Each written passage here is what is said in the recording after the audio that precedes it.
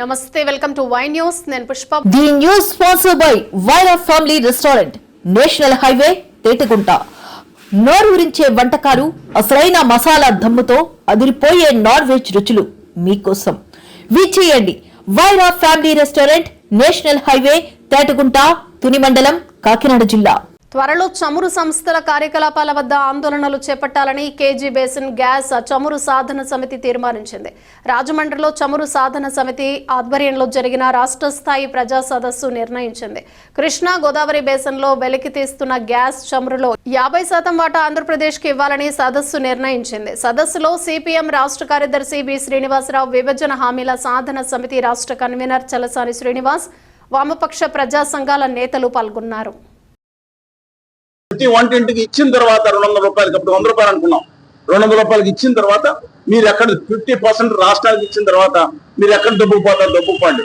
మీ ఇష్టం వచ్చినట్టు gas line వేసుకుంటా, మా పొలాల్లోంచి పచ్చడి పొలాల్లోంచి జీవోలు తెచ్చుకుంటా మీరు అక్కడికి వెళ్ళి 25 లక్షలకి మీ గుజరాత్ లో చేసుకుంటారా?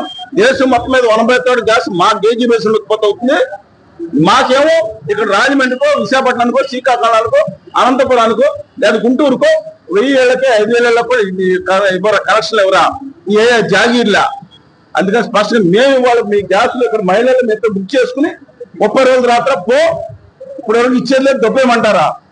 దయచేసి ఉద్దేశిస్తున్నా, మా రాష్ట్రానికి మొట్టమొదటిగా మా PNG piped national gas, CNG మా ఒక బళ్ళకి పెట్రోల్ కోసం కాకుండా మన బళ్ళకి ఇచ్చి మాకు ఇక్కడ గ్యాస్ ఉత్పత్తి కేంద్రాలకి విద్యుత్ ఉందో కంప్లీట్ చేసి, లేకపోతే మేము పెనాల్టీ కట్టుకోవాలి. మీ అయ్యే జాగిరా ఇక్కడే కరెంటు మా నాయి బ్రాహ్మణుడు 8 రూపాయలు పెట్టి కరెంటు కొనుక్కోవాలి. మీరేమో ఆ మార్వాడికి, గుజరాత్ కి ఫ్యాక్టరీల వాళ్ళకేమో సబ్సిడీ ఇస్తారా? మా ప్రజలకు యువతకి ఇవ్వండి. 10 లక్షల మంది యువత వాళ్ళు పారిశ్రామికవేత్తలు తయారవుతారు. మేము వెళ్ళి గుజరాత్ మార్వాడి ఫ్యాక్టరీ దగ్గర మీకు సెక్యూరిటీ గార్డులు చేసి ఉద్యోగాలు ఇప్పిస్తారా? రాష్ట్ర ప్రజలకు కట్టిన పన్నుల్లోంచి వాళ్ళకేమో రాయితీలా? రాష్ట్రానికి రావాల్సిన ప్రత్యేక ఉద్యోగ హామీలు కేంద్రం రాయితీలు రావా? ఖచ్చితంగా ఉద్యోగం ముందు ఉండబోతుందని చెప్తున్నా. మీ అధికార ప్రతిపక్షాలు అందరూ కూడా మోడీకి, అదాని గారికి, అంబానీ గారికి బంద్ చేసుకుంటా ఉంటారు, తగ్గించమని చెప్పి కోరుతున్నాం. కృష్ణా గోదావరి బేసిన్ లో ఉన్నటువంటి గ్యాస్, పెట్రోల్ లో సగం మన రాష్ట్రానికి అధికారం ఉంది, హక్కు ఉంది. ఈ సగం మనం కేటాయిస్తే ఈ రోజు ఎంత దౌర్భాగ్యకరమైన పరిస్థితి వచ్చిండేది కాదు. గ్యాస్ కొరత వచ్చిండేది కాదు, గ్యాస్ ధర పెరగాల్సిన అవసరం ఉండేది కాదు, పెట్రోల్ కూడా సంక్షోభం రాదు. అందువల్ల ఇప్పటికైనా సరే రాష్ట్ర ప్రభుత్వం కేంద్రం మీద ఒత్తిడి తీసుకొచ్చి రిలయన్స్ అక్రమంగా ఈ రాష్ట్రం నుంచి తరలించుకుపోతున్నటువంటి మొత్తం గ్యాస్, ఆయిల్లో సగం మన రాష్ట్రానికి వస్తే ప్రజల యొక్క అవసరాలు తీరటమే కాదు, ఈ రాష్ట్ర అభివృద్ధికి అవసరమైనటువంటి డబ్బులు కూడా ఈ గ్యాస్, ఆయిల్ అమ్ముకోవడం ద్వారా వచ్చేటువంటి రాయల్టీ ద్వారా మనకు కొన్ని వేల కోట్ల రూపాయలు రాష్ట్రానికి ఆదాయ వనరుగా వస్తుంది. ఆ రకంగా రాష్ట్ర అభివృద్ధి కూడా తోడ్పడుతుంది.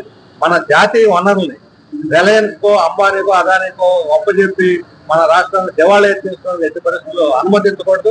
అందుకనే మేము వామపక్ష పార్టీలు, ప్రజా సంస్థలు, మేధావులు, జలసాని శ్రీనివాస్ గారు లాంటి వాళ్ళు, లేకపోతే ఒడ్డే సోమనాథరావు గారు లాంటి వాళ్ళు, ఇలాంటి అనేక మంది ప్రముఖులు కూడా ఈ ఉద్యమంలో భాగస్వాములై ఒక చమురు సహజవాయువు సాధన సమితిగా ఏర్పడి రాష్ట్ర వ్యాప్తంగా ఆందోళన చెందకూడుతున్నాం.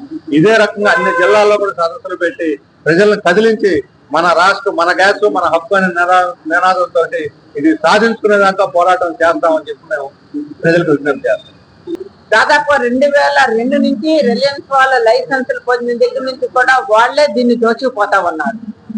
ఒక ప్రధానమైనటువంటి దాదాపుగా దేశంలో 30% గ్యాస్ ఇక్కడి నుంచే వస్తుంది. దీనిలో 50% దాదాపుగా 45-46% గుజరాత్ తీసుకుపోతా ఉంటే, మరొక 40% మహారాష్ట్ర, యూపీ తీసుకుపోతా ఉంటే, మన రాష్ట్రానికి కేవలము 2-3% కూడా మనకి రానటువంటి దుస్థితిలో ఈ రోజున మన రాష్ట్ర ప్రభుత్వాలు తీర్జన్నులు ఉన్నాయి.